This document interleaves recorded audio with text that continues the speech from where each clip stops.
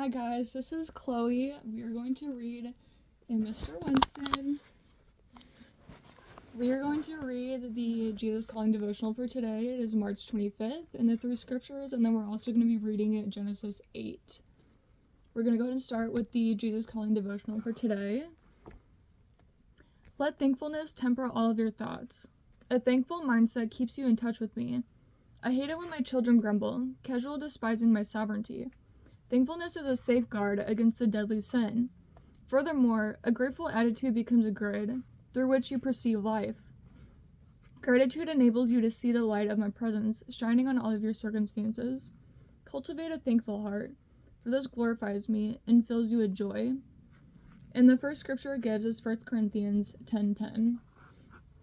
It says, "And do not grumble, as some of them did, and were killed by the destroying angel." The second one is Hebrews 12:28-29.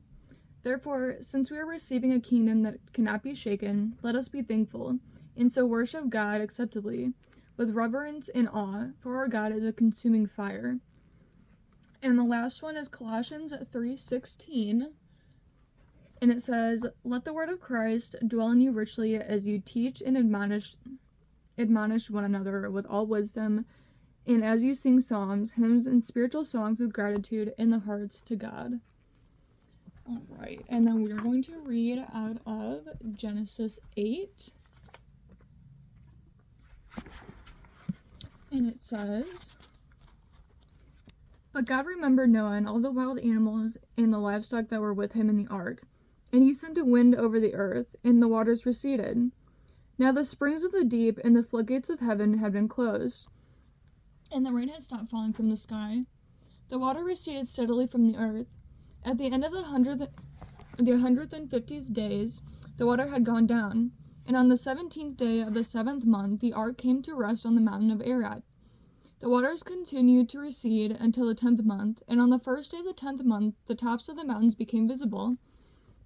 After 40 days, Noah opened a window he had made in the ark and sent out a raven, and it kept flying back and forth until the water had dried up from the earth. Then he sent out a dove to see if the water had receded from the surface of the ground, but the dove could not find nowhere to perch because the water was still all over the surface of the earth, so it returned to Noah in the ark. He reached out his hand and took the dove and brought it back to himself in the ark. He waited 7 more days and again sent out the dove from the ark. When the dove returned to him in the evening, there in its beak was a freshly plucked olive leaf. Then Noah knew that the water had receded from the earth.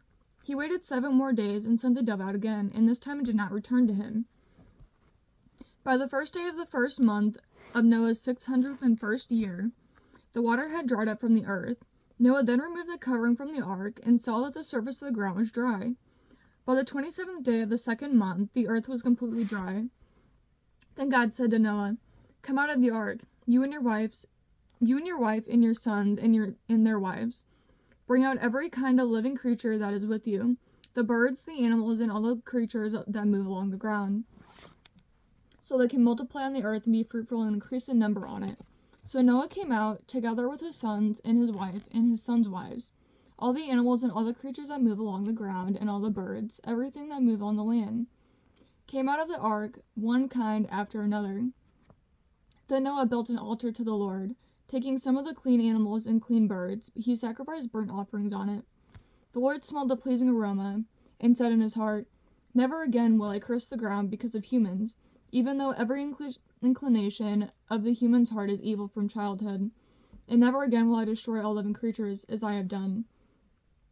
As long as the earth endures, seed time and harvest, cold and heat, summer and winter, day and night will never cease." Alright guys, that is the end of Genesis 8. Tomorrow we will pick up with Genesis 9 and reading the devotional for that. Again, if you guys have anything that you suggest or you would like me to cover, please let me know and I would be happy to do that. Have a blessed day, guys. Thank you.